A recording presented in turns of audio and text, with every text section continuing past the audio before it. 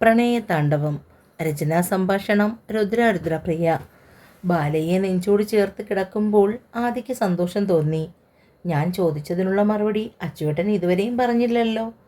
അയാൾ ഇനി ഒരിക്കലും നമ്മുടെ ജീവിതത്തിലേക്ക് വരില്ലേ അച്ചുവേട്ടാ? എനിക്കത് മാത്രം അറിഞ്ഞാൽ മതി. അവൻ്റെ നെഞ്ചിൽ മുഖം കുത്തി വെച്ചുകൊണ്ട് കണ്ണുകളിലേക്ക് നോട്ടം പായിച്ച് അവളുടെ ചോദ്യം കേട്ടപ്പോൾ നിറഞ്ഞു പൊങ്ങിയ ഇഷ്ടത്തോടെ അവളെ നെഞ്ചിലേക്ക് കയറ്റി കിടത്തി ആദി. ഒരിക്കലും നമ്മുടെ ജീവിതത്തിൽ ശല്യമായി അയാൾ വരില്ല. അവൻ്റെ കണ്ണിലെ ഉറപ്പ് കണ്ടപ്പോൾ ബാലയ്ക്ക് പിന്നീട് ഒന്നും ചോദിക്കാൻ തോന്നിയില്ല. അല്പനേരം രണ്ടുപേരും ഉറങ്ങിപ്പോയി. അത്രമാത്രം ക്ഷീണമുണ്ടായിരുന്നു. ഏകദേശം വൈകുന്നേരത്തോടു കൂടിയാണ് മംഗലത്തമ്മ ആദിയുടെ ഫോണിലേക്ക് വിളിച്ചത്. ആദ്യ റിങ്ങിൽ തന്നെ കോൾ അറ്റൻഡ് ചെയ്ത് ചെവിയോട് ചേർത്തു. അച്ചു. അമ്മ. ഞെട്ടി അവൻ ഉണർന്നു. ഉറങ്ങിപ്പോയോ മോനെ? അമ്മയുടെ ചോദ്യം കേട്ടപ്പോൾ അമ്മ വല്ലാത്ത ക്ഷീണം. ബാലമോളോ? അവൾ ഉറങ്ങുകയാണമ്മ. ഇപ്പോൾ വിളിക്കാം, ഒരു 10 മിനിറ്റ്, ഞങ്ങൾ താഴേക്ക് വരാം. ശരി അച്ചു. മംഗലത്തമ്മ ഫോൺ കട്ടാക്കി. ആദ്യം നോക്കുമ്പോൾ അവൻ്റെ കൈക്കുഴിയിൽ മുഖം ചേർത്തുറങ്ങുന്നു ബാല. അല്പനേരം അവളുടെ മുഖത്തേക്ക് നോക്കി അങ്ങനെ കിടന്നു. ബാല. നേരം ഒരുപാട് വൈകി. താഴെ എല്ലാവരും നമ്മളെ വെയിറ്റ് ചെയ്യുകയാണ്. പെട്ടെന്നാണ് പെണ്ണ് കണ്ണ് ഞെട്ടി തുറന്നത്. അവൾ വേഗം വാച്ചിലേക്ക് നോക്കുമ്പോൾ സമയം 5 ഇത്രയും നേരം കിടന്നുറങ്ങിപ്പോയോ? വല്ലാത്ത ക്ഷീണമായിരുന്നു. അച്ചുവേട്ടൻ എന്താ എന്നെ വിളിക്കാത്തത്? ഇനിയിപ്പോൾ അവരുടെയൊക്കെ മുന്നിൽ എങ്ങനെ ഇറങ്ങി ചെല്ലും? ആഹാ, ഇപ്പോൾ ഇതാ നന്നായത്. എൻ്റെ കൊച്ചേ, നിന്നെപ്പോലെ ഞാനും ഉറക്കമായിരുന്നു. അമ്മ ഇപ്പോൾ വിളിച്ചപ്പോഴാണ് ഉണർന്നത്.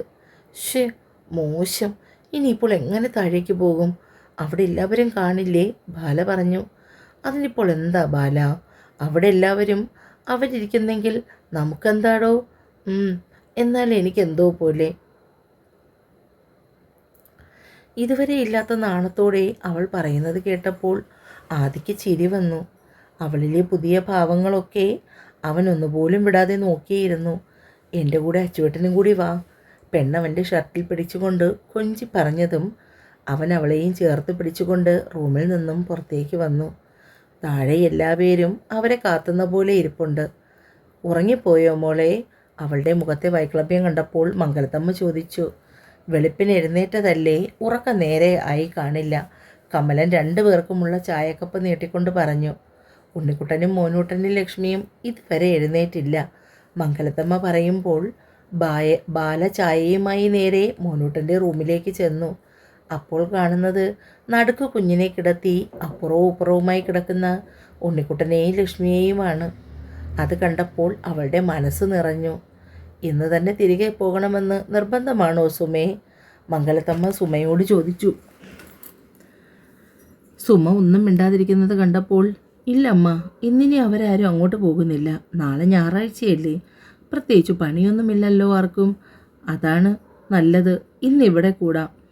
കമലയോടും ജയോടും കൂടി ചേർത്താണ് ഈ പറയുന്നത്. ഇന്നിനി ആരും പോകണ്ട. ശേഖരമാമനും ഭാര്യയും വിവാഹം കഴിഞ്ഞ് അവിടുന്ന് തന്നെ നേരെ മകളുടെ വീട്ടിലേക്ക് പോയി. മകൾക്കിപ്പോൾ എന്തോ ചെറിയൊരു വയ്യായ്മയുണ്ട്. അതുകൊണ്ട് അവരുടെ താമസം അവിടേക്ക് മാറ്റിയിരിക്കുകയാണ്. അല്ലെങ്കിൽ ഇന്ന് ഇവിടെ കാണുമായിരുന്നു. എന്നാൽ പിന്നെ ഒരു കാര്യം ചെയ്യാം. രാത്രിക്ക് എന്താണെന്ന് വെച്ചാൽ പറഞ്ഞാൽ മതി. ഞാൻ ജയയും കൂടി അതാക്കാം. കമല ഉത്സാഹത്തോടെ അടുക്കളയിലേക്ക് പോയി. അതൊന്നും വേണ്ട. ഇന്നിനി ആർക്കും പ്രത്യേകിച്ച് പണിയൊന്നുമില്ല. വൈകുന്നേരം ഹരിയും ഹരണിയും കൂടെ വരും. എല്ലാവർക്കും കൂടിയുള്ള ഭക്ഷണം പുറത്ത് ഞാൻ പറഞ്ഞിട്ടുണ്ട്. അത് പറഞ്ഞപ്പോഴാണ് അച്ചു ഓർമ്മ വന്നത്. ഹരുണി വന്നില്ലായിരുന്നോ വിവാഹത്തിന്? ഇപ്പോൾ പുതുതായി കയറിയ ജോലിക്ക് ലീവില്ലമ്മ. മംഗലത്തമ്മയുടെ ചോദ്യത്തിന് മറുപടി പറഞ്ഞു. അവൾ എന്നെ വിളിച്ചിട്ടുണ്ടായിരുന്നു. സന്ധ്യയായപ്പോൾ ബാലയാണ് ഉണ്ണിക്കുട്ടനെയും ലക്ഷ്മിയെയും വിളിച്ചുണർത്തിയത്. മോനൂട്ടൻ അതിനു മുന്നേ തന്നെ ഉണർന്നിരുന്നു. ഏകദേശം 7 മണിയായപ്പോൾ മുറ്റത്തൊരു കാർ വന്നു നിന്നു. അതിൽ നിന്നും ഹരിയും ഹരണിയും ഇറങ്ങി. അകത്തേക്ക് കയറി വരുമ്പോൾ തന്നെ കണ്ടു ഹാളിൽ അങ്ങിങ്ങായിരിക്കുന്ന ഓരോരുത്തരെയും. ഹരി വളരെ പെട്ടെന്ന് തന്നെ അവരിൽ ഒരാളായി അവിടെ ഇരുന്നു. എന്നാൽ ഹരണിക്ക് എല്ലാവരോടുമായി അടുക്കാൻ വല്ലാത്ത ബുദ്ധിമുട്ടുണ്ടായിരുന്നു. അത് മനസ്സിലാക്കിയതുപോലെ മംഗലത്തമ്മ അവളെ വിളിച്ചടുത്തിരുത്തി എല്ലാവർക്കും പരിചയപ്പെടുത്തി കൊടുത്തു.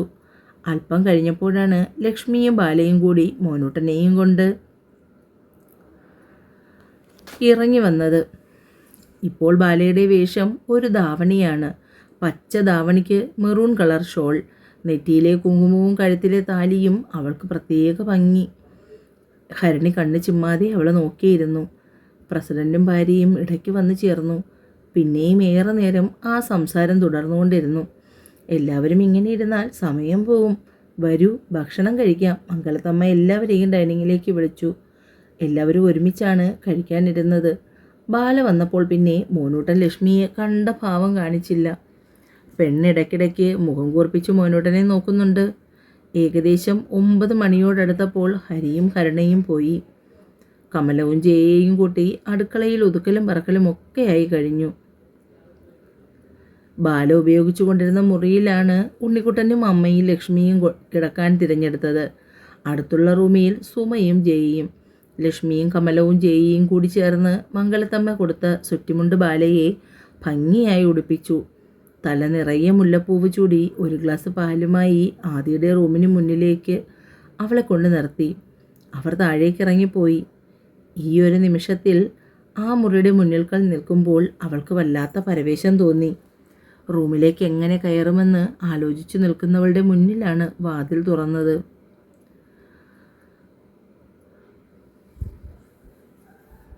കസവും മുണ്ടും ലൂസ് ജുബ്ബയും ധരിച്ചുകൊണ്ട് ഇടത് കൈ ഡോറിൽ ചേർത്ത് വെച്ച് ചരിഞ്ഞു നിന്ന് ആദി അവളെ തന്നെ നോക്കുന്നുണ്ട്. എന്താണ്, പുറത്തു നിന്നൊരു അഭ്യാസം അകത്തേക്ക് കയറുന്നില്ലേ? അവളെ ആ വേഷത്തിലും ഭാവത്തിലും കണ്ടപ്പോൾ ഉണ്ടായ സന്തോഷം മുഴുവനും ഉള്ളിൽ ഒതുക്കിക്കൊണ്ട് ചെറു ചിരിയോടെ ആദി ചോദിച്ചു. വല്ലാത്ത ചമ്മലോടുകൂടി അവൾ പാലുമായി മുറിയിലേക്ക് കയറുമ്പോൾ ആദി വാതിൽ ചേർത്തടച്ചു. പാൽ ഗ്ലാസ് മേശയിന്മേൽ വെച്ച് തിരിയുമ്പോൾ ആദി മുന്നിൽ നിൽക്കുന്നു. എന്താണ് കൊച്ചിനൊരു വെപ്രളവും നാണവും?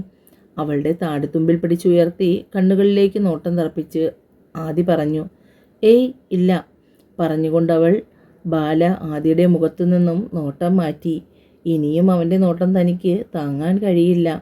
അവളിലെ പിടഞ്ഞു മാറുന്ന കണ്ണുകളും ഉയർന്ന ശ്വാസമെടുപ്പുമെല്ലാം വളരെ കൗതുകത്തോടുകൂടി ആദി നോക്കി നിന്നു.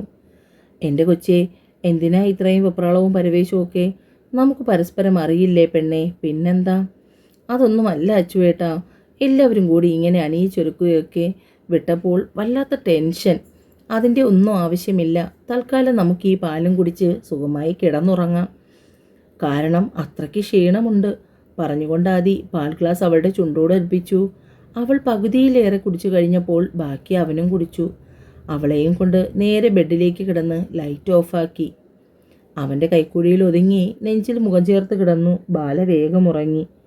അത്രയും ക്ഷീണമുണ്ടായിരുന്നത് കൊണ്ട് ആദിയും പെട്ടെന്നുറങ്ങി. അന്ന് പതിവിലും വൈകിയാണ് എല്ലാ പേരും ഉറക്കമുണർന്നത്. കമലവും ജയിയും അടുക്കളയിൽ കയറി രാവിലത്തെ ബ്രേക്ക്ഫാസ്റ്റ് പണികളൊക്കെ വളരെ വേഗം ഒതുക്കി തീർത്തു.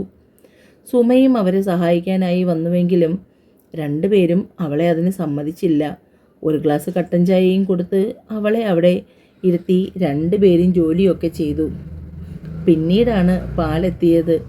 കമല അത് വാങ്ങി പെട്ടെന്ന് തന്നെ ചായയും ഉണ്ടാക്കി. മോനൂട്ടന് കൊടുക്കാനുള്ള പാല് കാച്ചി മാറ്റിവെച്ചു. ബേക്കറി പലഹാരങ്ങൾ ഇരുന്ന ബോക്സിൽ നിന്നും കുറച്ച് പലഹാരങ്ങളും എടുത്തുകൊണ്ട് 3 പേരെയും അടുക്കള തിണ്ണയിൽ കൊണ്ട് അത് കുറച്ചു. എത്ര നാളിന് ശേഷമാ ഇത്രയും സന്തോഷത്തോടെ ഇരുന്ന് വർത്തമാനം പറയുകയും ചിരിക്കുകയും ചെയ്യുന്നത്? കമല പറയുമ്പോൾ, ഇവിടെ വന്നപ്പോൾ എനിക്ക് എല്ലാത്തിനും വല്ലാത്ത അഹങ്കാരവും മറ്റുമൊക്കെ ആയിരുന്നു. പക്ഷേ മംഗലത്തമ്മയും ആദിസാറും ബാലയുമാണ് എൻ്റെ ഈ സ്വഭാവം മാറാനുള്ള ഏറ്റവും പ്രധാന കാരണം. ആത്മാർത്ഥമായി കൊടുത്താൽ തിരിച്ചു കിട്ടുന്ന ഒന്ന് മാത്രമേയുള്ളൂ. അത് സ്നേഹമാണെന്ന് അവരെന്നെ പഠിപ്പിച്ചു. ഇപ്പോൾ ഞാൻ അനുഭവിക്കുന്ന സന്തോഷവും മനസ്സമാധാനവും എല്ലാം ഇവിടെ വന്നതുകൊണ്ട് കിട്ടിയതാണ്. ഈ കുടുംബത്തിലെ ഒരംഗത്തെ പോലെയാണ് ജയെ ഞാനിപ്പോൾ. ആർക്കെങ്കിലുമൊക്കെ ജീവിക്കുമ്പോഴല്ലേ ശരിക്കും ജീവിതമാകുന്നത്. ഞാനിപ്പോൾ ഇവർക്കൊക്കെ വേണ്ടി ജീവിക്കുകയാണ്. ജനൽപ്പാളികൾക്കിടയിലൂടെ വെള്ളി വെളിച്ച റൂമിനകത്തേക്ക് അരിച്ചു കയറിയപ്പോൾ ബാല കണ്ണു വലിച്ചു തുറന്നു. ക്ലോക്കിലേക്ക് നോക്കുമ്പോൾ സമയം 8 മണിയോടടുത്തു. അവൾ ആദിയുടെ കൈയെടുത്ത് മാറ്റി എഴുന്നേൽക്കാൻ നോക്കുമ്പോൾ അവൻ അവളെ അല്പം കൂടി മുറുകെ പിടിച്ചു. ഇതെവിടേക്കാ ബാല ഈ പായുന്നത്? കണ്ണുമുറുക്കി അടച്ചുകൊണ്ടുള്ള അവൻ്റെ ചോദ്യം കേട്ടപ്പോൾ പെണ്ണവൻ്റെ മുഖത്തേക്ക് നോക്കി. മണി 8 അച്ചുവേട്ടാ. ഇത്രയും ലേറ്റായിട്ട് ഞാൻ ഇതുവരെ ഉണർന്നിട്ടില്ല. അവരൊക്കെ ഉള്ളതല്ലേ, എന്ത് വിചാരിക്കും? ആരും ഒന്നും വിചാരിക്കില്ല പെണ്ണേ. നീ എന്തിനാ ഇങ്ങനെ ചിന്തിക്കുന്നത്? ഒരല്പം ഉറങ്ങിപ്പോയത് അത്രയും വലിയ കുറ്റമൊന്നുമല്ല. അവളെ തന്നിലേക്ക് ചേർത്ത് പിടിച്ചുകൊണ്ട് ഒരു കാൽ അവളുടെ പുറത്തേക്ക് എടുത്തു വെച്ച് ആദി കൊഞ്ചി. ഇതാ ഇപ്പോൾ നന്നായത്. കൊഞ്ചാതെ പോയേ അച്ചുവേട്ടൻ, എന്നിട്ട് വേഗം ഫ്രഷാകാൻ നോക്ക്. രാവിലെ അമ്പലത്തിൽ പോകണം. അതിപ്പോൾ എങ്ങനെയാ ബാല? ഞാൻ ഫ്രഷായി ഇറങ്ങി വരുമ്പോൾ നേരം ഒത്തിരി ആവില്ലേ? പിന്നെ നീ ഫ്രഷായി വരുമ്പോഴേക്കും അമ്പലം അടയ്ക്കും.